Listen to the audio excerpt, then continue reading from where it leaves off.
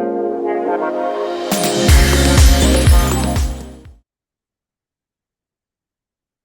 there, everyone. Welcome to Educators Unfiltered. I am your host on this new adventure, which I am so looking forward to. I've been thinking about all of the work that I've done over the past 30 years in education. Yes, I said 30 years, and how things have changed so much, but also stayed the same.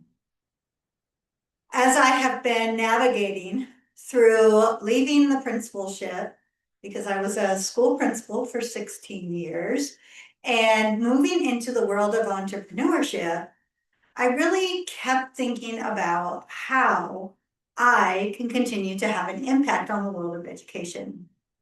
We know that it's rough out there right now.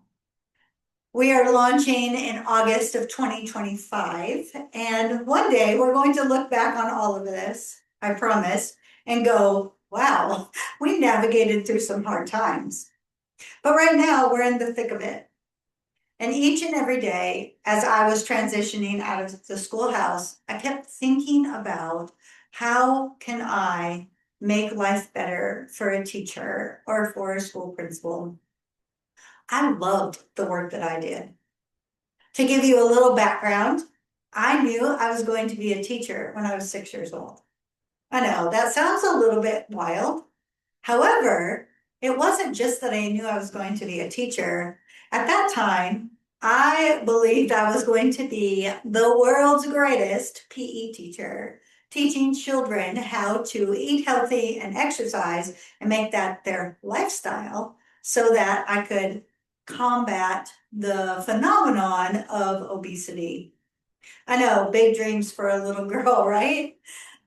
I was told that a lot. But as my life started to evolve and I grew up and got to a place where I had to actually make adult decisions, I had to make some pivots. And my dream of becoming a PE teacher changed and actually changed for the best for me. I redid my college courses and I changed from a PE major to an elementary education major. At the time, I was living in a very small town in North Iowa. As a matter of fact, we only had about 6,000 people. And I grew up in the town that was right next door with about 20,000 people. And it was 1995 when I graduated from college. And it was hard to get a teaching position. And it was especially hard in those small towns in North Iowa. I was offered so many positions in the schoolhouse. You could be a regular sub for us. You could be a paraprofessional until something opens. But I knew deep down in my heart, I needed to lead my own classroom. So one day, my principal that I was working with had come to me and said, look, I have a friend in Houston, Texas, who is looking for good teachers. It doesn't mean you have to stay there forever.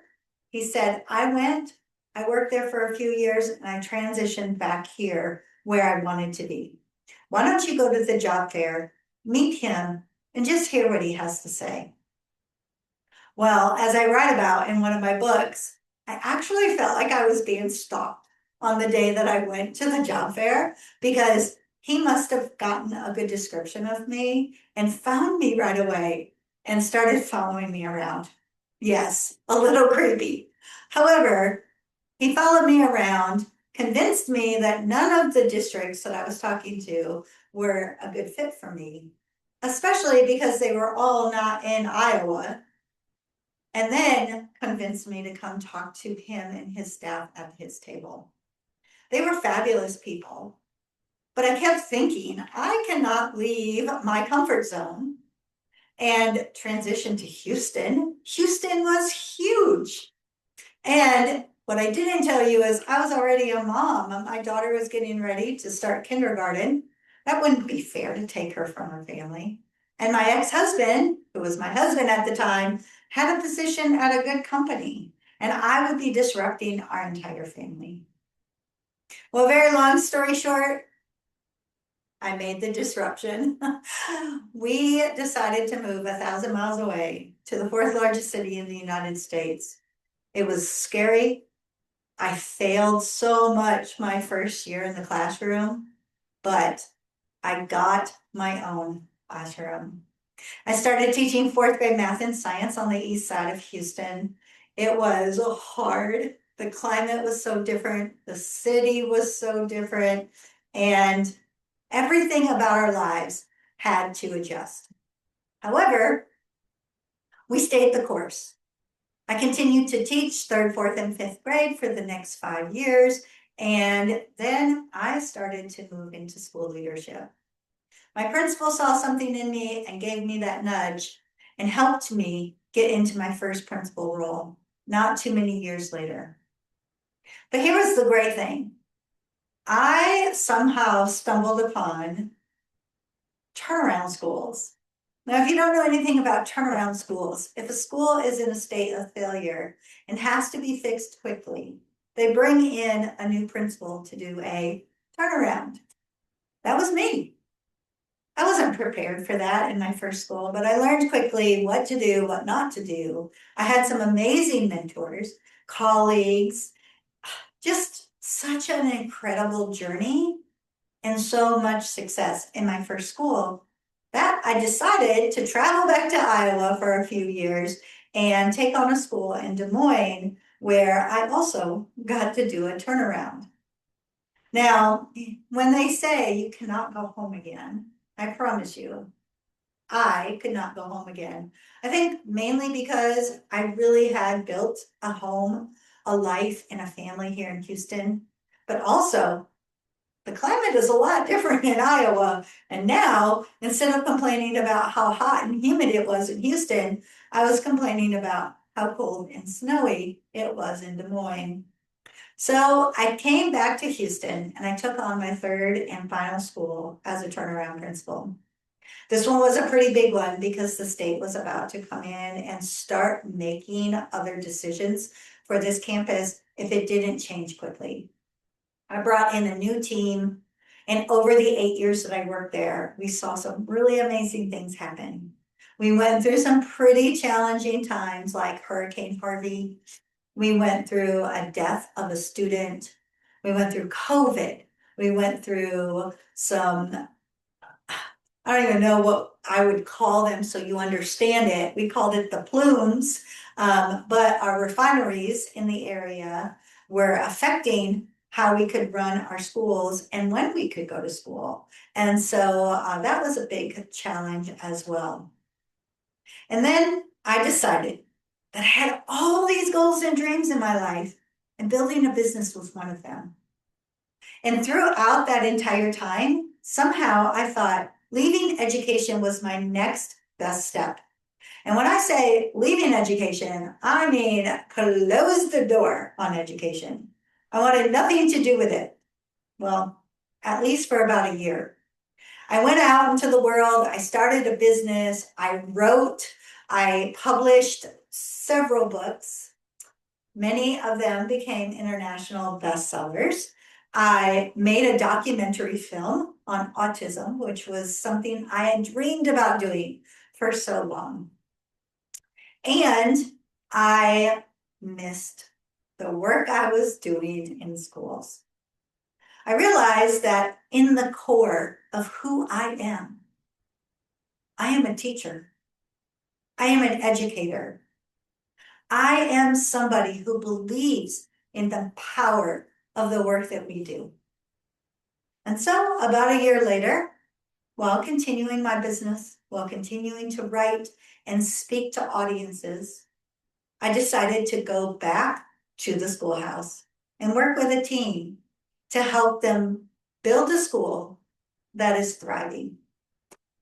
I'm doing that work now in addition to having this platform, Educators Unfiltered, along with Uncommon, which is exactly where you are seeing this showing of our weekly talk show. But I'm also working on submitting a program with the state of Texas for an alternative certification program for teachers who have a degree in something else but want to now go in and teach. People ask me if I sleep, and my answer is not too much, because I'm also a public speaker. I go to conferences, I speak on stages, I even have a TEDx talk out there in the world, and I love staying busy. But when I'm not busy, I'm also a mom. I mentioned I had a 5-year-old when I started teaching, and she's about to turn 35 this month. I can't hardly even believe it. She is married to an amazing man. She is a teacher. He is a teacher and a very successful football coach here in the Houston area. And in addition to that, we're expecting our first grandchild. So I'm super excited about this next journey. And when I'm not spending time with them, I also have a fur baby. I have a 14-year-old. I know, he's getting old. Chocolate Lab Pit Bull, who's been with me on my journey since I went through my divorce. And he's been my partner in crime and sidekick through all of these adjustments over the last 14 years. I love the work that I'm doing both at the school and here, bringing all of my best knowledge and wisdom out to educators, and specifically working with teachers and school leaders to help them build schools that are thriving, that communities are proud of, and that people actually enjoy going to work every day. We know that education is hard right now. We know that we're going through a systems processing change, I guess I would call it. We know that things are very political in the world right now. And as I started to think about what would be the next piece I could bring to you and started designing this talk show, I really felt like I wanted a place where we could get real, we could get raw, and we could really get honest about what's happening right now, today, in the world of education. Now, I'm a wine drinker, and I encourage when you sit down to watch this show each week, you pour a glass of your favorite beverage, whatever that would be. But I will always have a fabulous glass of red wine with me on this journey, because we also have to take care of us. Nobody should be able to tell you what the epitome of a teacher is. You don't have to look a certain way. You don't have to dress a certain way. You don't have to act a certain way, except for you need to remember that you are representing the world of public education. You are a professional. You want to be known as a professional. You are a leader of children, so you want to lead with integrity. But you're also a human. So as long as we're not breaking any laws, we're not showing up in our pajamas and yoga pants, I say you be you. Because when you take care of you, when you are prepared and ready to work with your students, and when you provide an environment that is going to promote their academic success and teach them how to thrive in the world, that's when we have schools that flourish. That's where we have schoolhouses that we can be proud of. And that's the work that I will be doing with you. So that's enough about me. I could go on and on and on, because I'm kind of a princess. I will just admit that. I will share all of my knowledge and wisdom with you as we go along each week in these episodes. But I also want to talk to you about the setup of each episode. I have specifically designed it so that we can bring very timely pieces of information to you. We can talk about these things, and we can hear from people in the field. I know that you will not want to miss one single episode, because these are going to be packed with great information. Every week, we're going to talk about a hot topic. I have a list of the first 10 hot topics we'll be discussing. Let me put my glasses on, because 30 years in, I am kind of old. We're going to be talking about teacher shortage because, as I said, we know that's real. ACP and teacher preparation programs, AI in classrooms and schoolhouses, and how that's affecting the work we do and the work our students will be doing as well. Mental health in schools, which we know that's a real topic that I don't know if anybody has the perfect answer to that yet. 4-day work weeks. I don't know about you, but we've got some districts here in the Houston area who have embraced 4-day work weeks. I have to say I'm a little bit jealous, honestly. Hey, baby boy, there's the brown dog. He wants to be in camera too. 4-day work weeks. How fabulous would that be? But are they actually fabulous? I don't know. We're going to talk about them. Parent rights and professional judgment. This one has actually already come up this year in the work that I do for the school that I work in, because parents are questioning things already, but we also know that as educators, we have knowledge and skills and training that may equip us to make better decisions or different decisions than our parents, while still embracing parent needs, family needs. So that's a big one. I can't wait to talk about that one for sure. State takeovers. Anybody out there hear about Houston ISD and what's going on in their district? It's near us physically, and I can't wait to talk about it.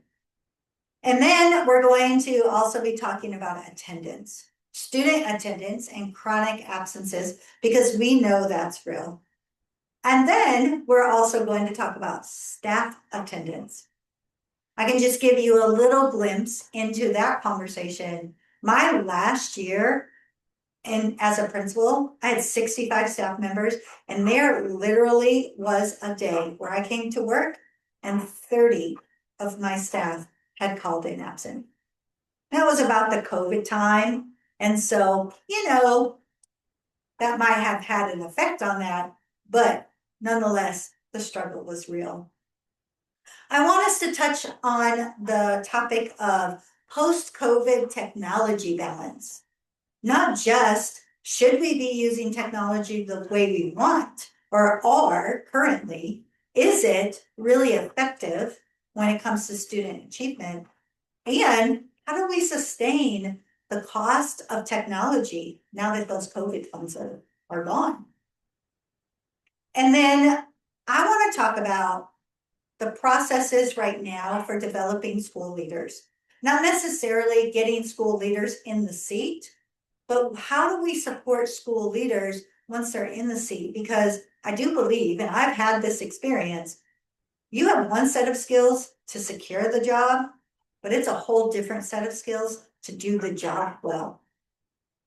Hot Topics is going to be such an amazing conversation every week. So we'll be talking about one of these each week. And I would love to hear your thoughts. Are there more that you would love to hear about? Send me a message and let me know, because we definitely can get them on the list. In addition to hot topics every week, we will have a fabulous guest come on board.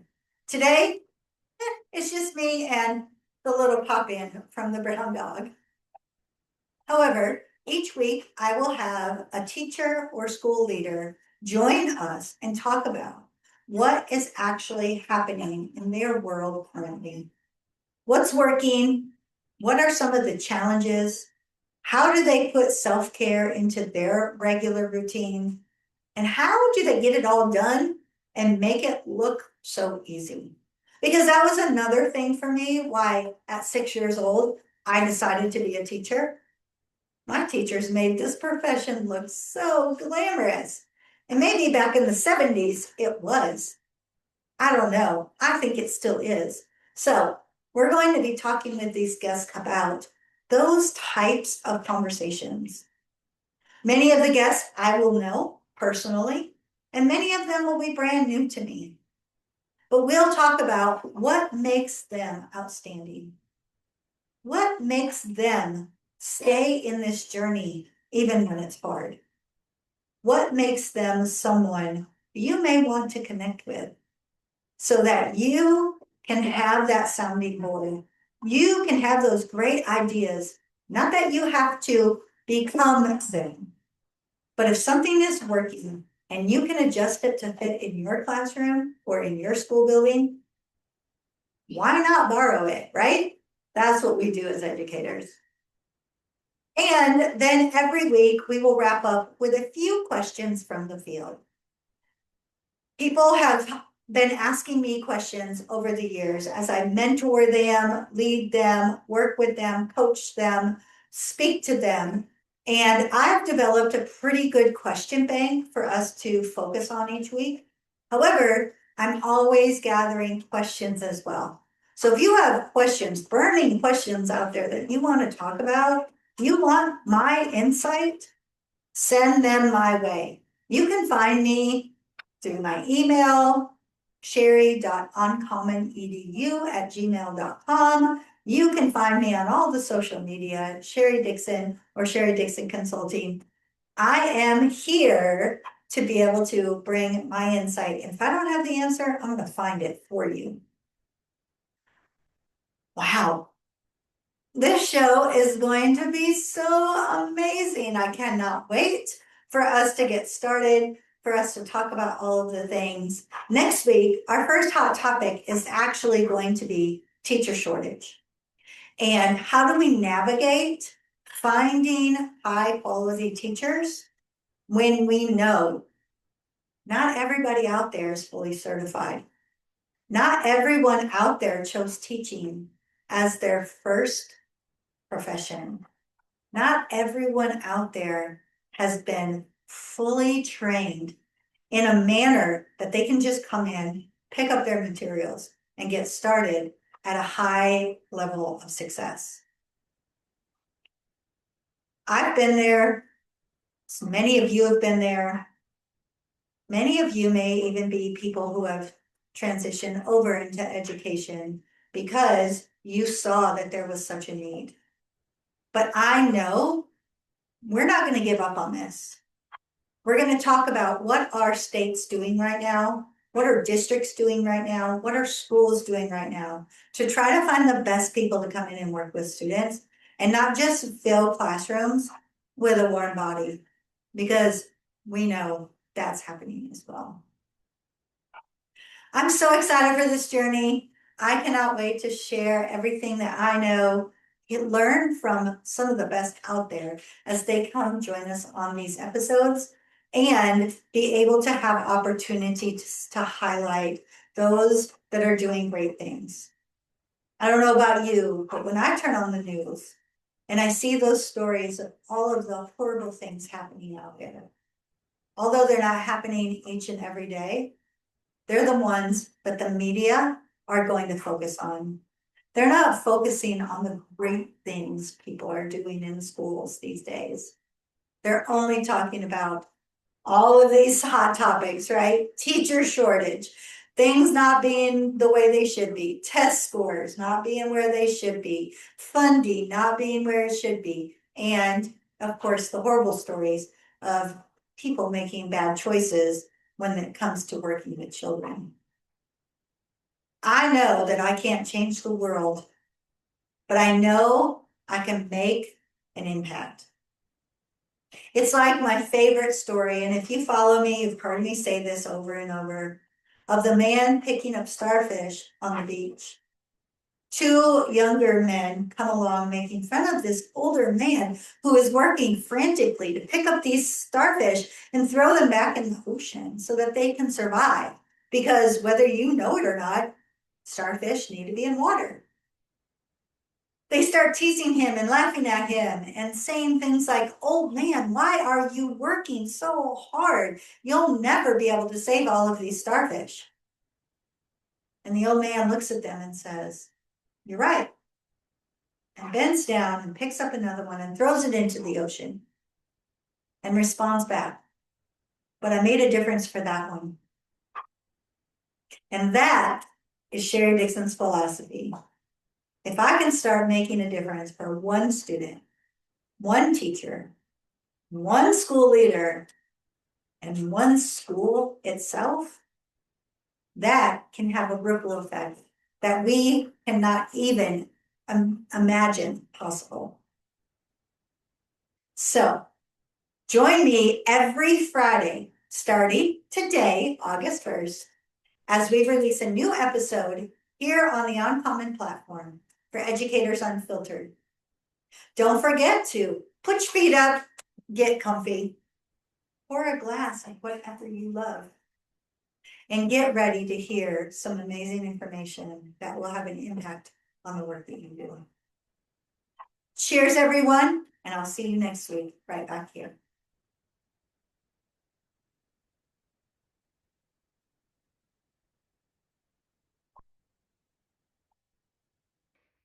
Before we leave out from this week's episode of Educators Unfiltered, I just wanted to pop back in and give a little shout out to all of the teachers and school leaders, district personnel, superintendents, college personnel along my journey who have helped me get to exactly where I am today. Every single one of you, whether you had a positive or negative impact on my life, because there's been both, have made such a difference for me on my journey. To those of you who went through our teacher preparation program together way back in the early 90s, for those of you who taught us during those teacher preparation programs in the early 90s, to my first team of teachers that I worked with, and all of the team of teachers that I've worked with along the way as a classroom teacher, to my partners as specialists on campuses where we got to do and brainstorm so many amazing things for students, to the teachers that worked for me over the years, the paraprofessionals that trusted me to come on board and help me be their best, to my school office staff at each of the campuses I led, to my mentors, my district supervisors, the superintendents that took a chance on me to help make their schools amazing, and to the parents out there in the communities that I ran. Without you, parents, I would not have known exactly what was working for your children, right? Because we are a team together. To all of the students who've walked through my classroom door, to those who walk through our school building doors each and every day, who on some days said, "I love you, Miss Dixon," and on some days said, "You're on my nerves, Miss Dixon," because I know those conversations were had. You make this work meaningful. My journey would not be possible without you students, because every decision I made was ultimately based on what was best for my students. And finally, to my daughter. She was my very first student as a teacher. As she was growing up and becoming a little young lady, she was learning all of the teaching strategies that I was learning in college. Along the way, as she got into elementary, middle, and high school, she unfortunately got stuck hanging out with all of the teachers that were surrounding her, who were my colleagues and friends.